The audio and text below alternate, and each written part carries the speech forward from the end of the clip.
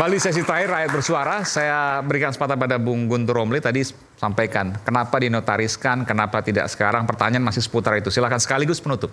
Ya, pertama terkait soal substansi, dokumen, video dan sebagainya itu ingin kami tegaskan bahwa itu tidak ada yang terkait dengan persoalan pribadi.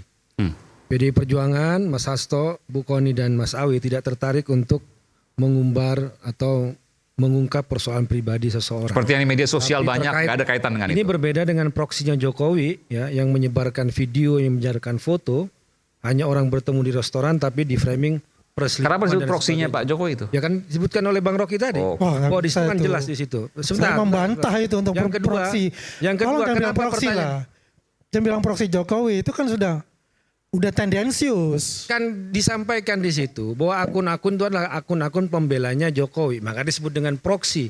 Ya kan? Saya nggak nyebut sebagai Jokowi, tapi proksi. Kelompok pendukungnya Jokowi. Itu artinya seperti itu kalau Anda nggak paham apa arti proksi. Kemudian soal kenapa pertanyaan. Kenapa baru sekarang? Kemudian kenapa dinotariskan di Rusia? Saya mau jawab ini. Persoalan kenapa baru sekarang? Saya bisa bertanya balik. Kenapa korupsi-korupsi, dugaan-dugaan korupsi yang menyebut, yang melaporkan keluarga Jokowi, anak dan menantunya tidak pernah ditindaklanjuti oleh KPK? Contoh yang paling jelas menurut saya, karena ini juga diminta oleh KPK, apa yang disampaikan oleh almarhum Bang Faisal Basri yang menemukan dugaan penyelundupan biji nikel ke China yang merugikan negara ratusan triliun, dan Bang Faisal bekerja diminta juga oleh KPK. Tapi sampai sekarang tidak terungkap karena disebut di situ Bang Faisal langsung Bobi Nasution menantu Jokowi. Kemudian juga fakta-fakta pengadilan. Saya harus mengulangi lagi, nama Kahiyang, nama Bobi Nasution juga disebut sebagai bagian dari Blok Medan. Tidak pernah diungkap di situ. Jadi kalau bicara soal kenapa baru diungkapkan sekarang, pertanyaan saya kenapa selama ini kasus-kasus yang menyebut, yang melaporkan, ya, yang mengindikasikan termasuk laporannya Ubaidillah Badrun, dosen UNJ itu tidak pernah ditindaklanjuti oleh KPK sampai laporan itu berulang-ulang. Jadi di situ jangan-jangan sekarang yang muncul no viral no justice. Bahwa publik harus tahu. Kenapa? Karena lembaga-lembaga negara ini menyembunyikan bukti-bukti selama ini. Jangan-jangan yang diungkap selama ini juga dalam tanda kutip disembunyikan oleh lembaga-lembaga negara, tidak pernah ditindaklanjuti di lembaga-lembaga penegak hukum. Inilah dokumen kemudian yang kemudian mau disampaikan kepada publik agar publik tahu, karena pemilik kedaulatan sesungguhnya di negara ini adalah rakyat. Banyak kasus, Gama misalnya, kasus penembakan, kemudian baru ada tindak lanjutnya setelah viral dan menjadi perhatian publik. Jangan-jangan kita mau benar-benar tegas memberantas korupsi kalau publik itu tahu apa itu petunjuknya, apa itu dokumennya, apa itu buktinya yang selama ini dalam tanda kutip disembunyikan oleh lembaga-lembaga penegak hukum dan dilakukan tebang pilih. Kalau Anda anti kekuasaan, tajam pada Anda. Tapi kalau Anda yang terlibat kekuasaan, cantolan kekuasaan bahasanya Bang Refli Harun, maka Anda selamat, tidak pernah ditindaklanjuti. Itu menurut saya. Oke, baik. Silakan. Sekaligus penutup ya. Jadi sebenarnya apa yang dilakukan Pak Hasto itu kan sah-sah saja menurut saya. Kan namanya pembelaan, ya kan? Pembelaan kan bisa dalam sisi hukum, tadi pra-peradilan gitu kan, menggugat KPK, atau dari sisi politis terserah. Namun terkait dengan video-video, jika memang ada terkait dengan skandal politik misalnya, saya pikir ini kan bukan yang pertama. Ya, kita ingat waktu itu Nazarudin. Namun kan Nazarudin berani menyampaikan juga kepada KPK dan dia pun statusnya tersangka. Gitu. Jadi ya saya berharap lah Pak Hasto bisa menjadi justice kolaborator. Ya walaupun justice kolaborator kan syaratnya itu 3.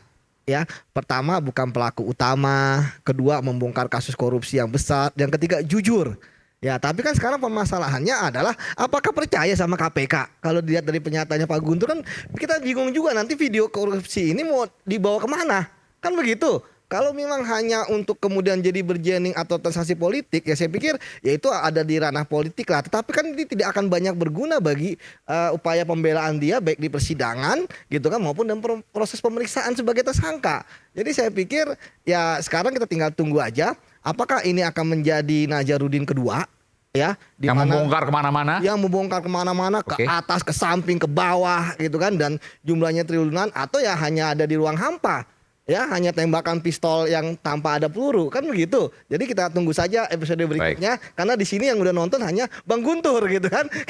Seperti itu. Oke, baik. Saya ke Bang Ade dulu deh sebelum saya ke Bung Refli. Ya, jadi saya termasuk orang yang, saya akan ulang ya, saya termasuk orang yang percaya bahwa Pak Hasto ini, Mas Hasto memang bersalah. Ya. Kedua adalah, Presumption of innocence. ya boleh. Asas praduga tak bersalah. Enggak, bukan begitu logikanya. Presumption of innocence itu enggak begitu. Kita itu semua bisa punya kepercayaan bahwa orang itu salah atau tidak. Oke, ini Saya Mas Guntur, oke. Termasuk Mas Ade. Saya termasuk orang yang percaya dia memang bersalah. Mungkin saya salah, tapi saya percaya dia bersalah. Tapi itu satu soal. Soal kedua adalah bahwa apa yang dikatakan oleh Pak Hasto itu menurut saya adalah sesuatu seperti ingin tanda petik mengancam ya. Jadi mengancam kalau saya sampai diperkarakan, saya sampai betul-betul ditersangkakan atau dinyatakan bersalah, saya akan bongkar kejahatan-kejahatan para pejabat yang selama ini saya tahu. Itu yang menurut saya sebenarnya tidak pantas dilakukan. Untuk kepentingan perang melawan korupsi di Indonesia, siapapun yang punya informasi, punya dokumen, punya video, punya rekaman yang menunjukkan kejahatan-kejahatan yang dilakukan oleh para penguasa, para pejabat pemerintah, bahkan keluarganya, bukan soal private nih, ini soal keluarga para pejabat, ya ungkapkan saja kepada publik. Nggak usah dengan cara seperti kami punya nih rekaman-rekaman yang menunjukkan terjadinya korupsi oleh para pejabat. Tapi belum kami akan kami akan keluarkan. Pertanyaan besarnya kalau gitu kapan Anda akan keluarkan?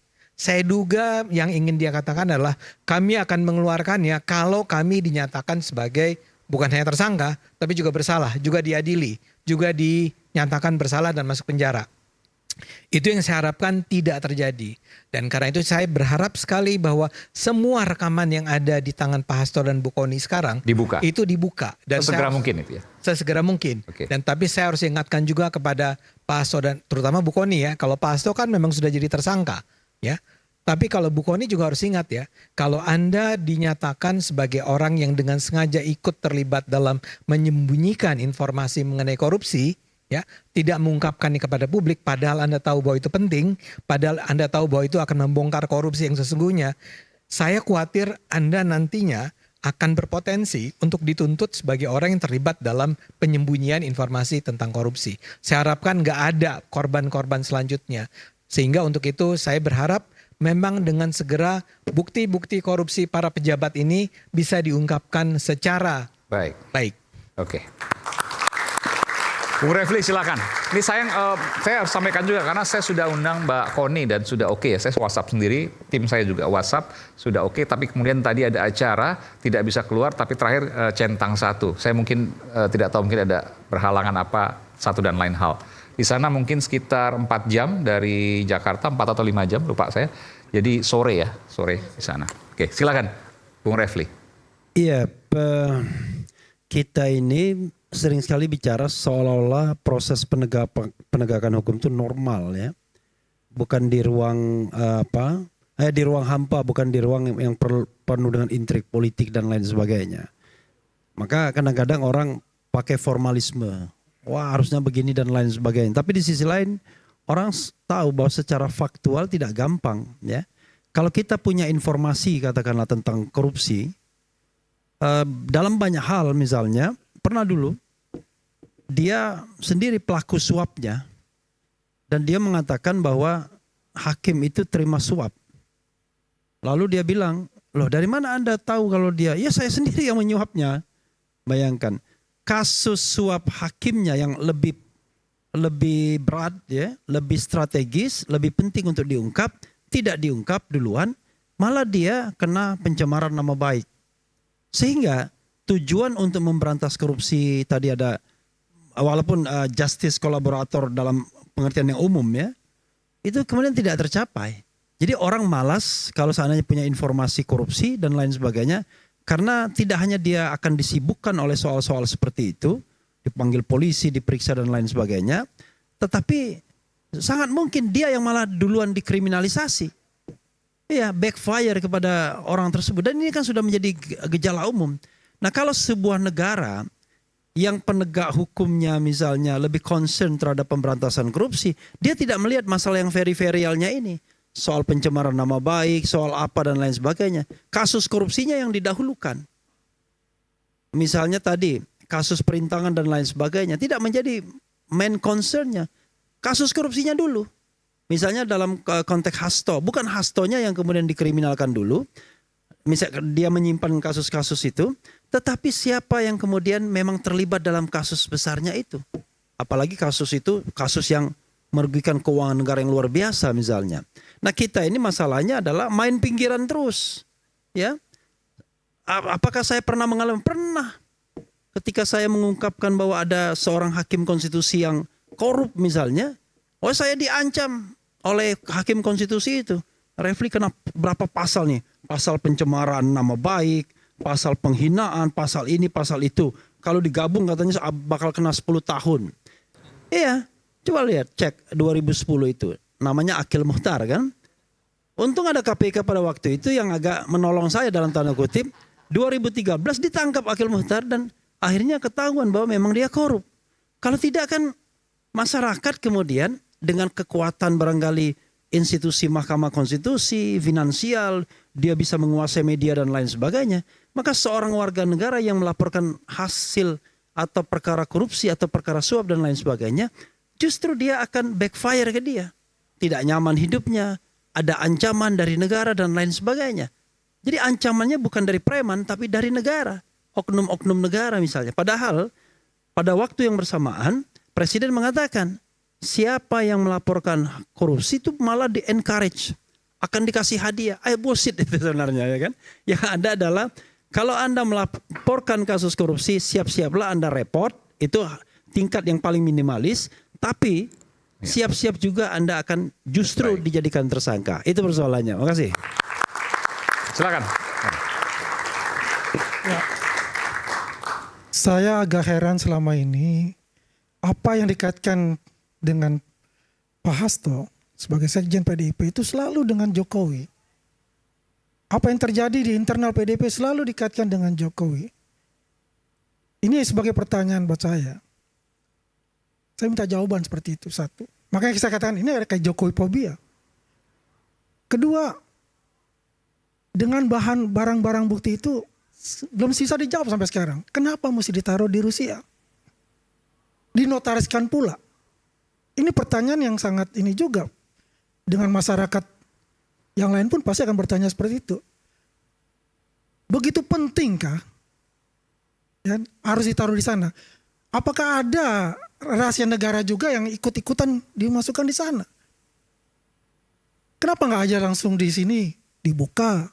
Ya kan, gak usah tunggu-tunggu waktu lagi. Apa katakan dari Bang Ade tadi gitu loh. Jadi sudahlah, kita akhiri polemik itulah mengenai Jokowi terlibat A, B, C, D. Biarlah aja nanti di proses hukum. Kalau itu memang benar itu barang itu ada, langsung aja, gak usah tunggu-tunggu. Ini orang kebelet pipis semua nih kayak begini. Iya kan? Masih boleh pipis. Iya, kita nunggu kan gitu loh. Iya kan? Jangan sampai itu fitnah terus, yang keluar tuh fitnah gitu loh. Tapi anyway lah, bagi yang penting gini adalah kita bersama-sama yang meminta kepada Mas Hasto secara gentle, ya kan? Kalau itu ada buka sekarang, tapi hadapilah ya konsekuensi hukum itu sebagai Hasto pribadi bukan sebagai sekjen. Kan ini adalah hukum yang berlaku sebagai manusianya, tapi bukan institusinya. Terima kasih. Oke. Rocky silakan. Ada. Gini ya, coba saya terangkan dulu istilahnya. Fobi itu bukan terhadap orang. Fobi itu adalah kondisi psikologis takut pada sesuatu yang tidak dia kenali justru. Salah lagi Anda tuh. Itu pentingnya belajar itu. Ada referensi. Kalau Anda bilang Jokowi filia, masih mungkin itu mencintai Jokowi. Tapi fobi pada Jokowi, itu artinya anggap Jokowi itu barang. Kacau. Orang fobi pada situasi, orang fobi pada kejijikan, orang fobi pada barang, bukan pada orang. Nggak ada orang fobi pada orang. Nangkap nggak teori psikologinya tuh? Paham tuh? Bagus. Ada komentar nggak? Kalau Rocky Gerung jangan dilawan, ya kan? Biar publik menilai, Udah, oke. kan begitu. Kalau dilawan saya deg-degan nanti. Oke. Baik, Jumat pekan ini KPK akan memeriksa pertama kali Sekjen PDI Perjuangan sebagai tersangka Hasto Kristianto. Bola panas kasus Hasto akankah menggelinding menjadi bola liar seperti dikatakan kemana-mana dan di bagaimana pula ujungnya?